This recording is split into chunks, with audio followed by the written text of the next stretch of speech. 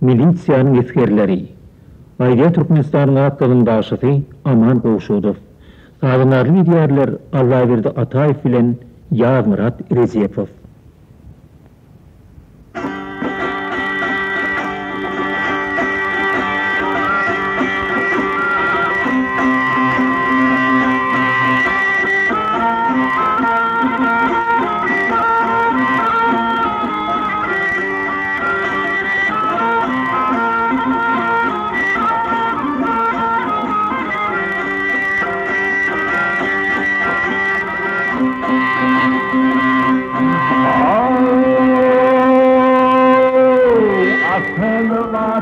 Halkın etliğinin isyanın etkenleri hoş kılıldır hoş niyetliğinin isyanın etkenleri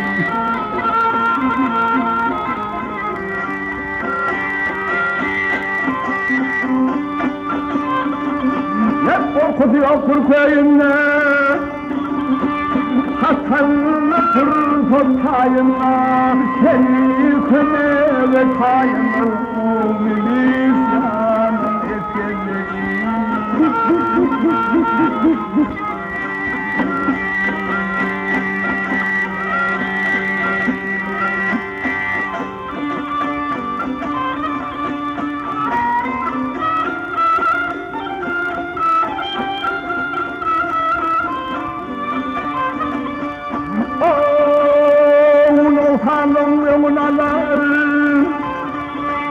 Cinayet sana toparlar, üstüne hayatın bozar oğlu isyanın yeterleri.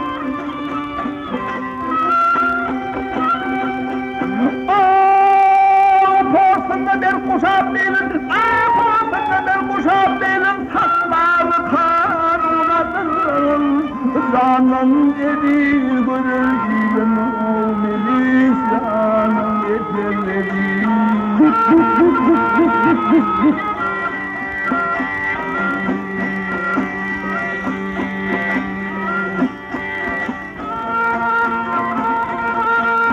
Kafama ve patın patlar halaliyen durun hallar Gurbani arası teknen milisyanın yeterleri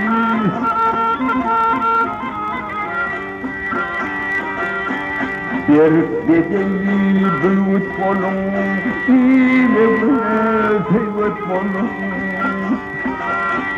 Hürmetüden avrayanım o milisyanın yeterleri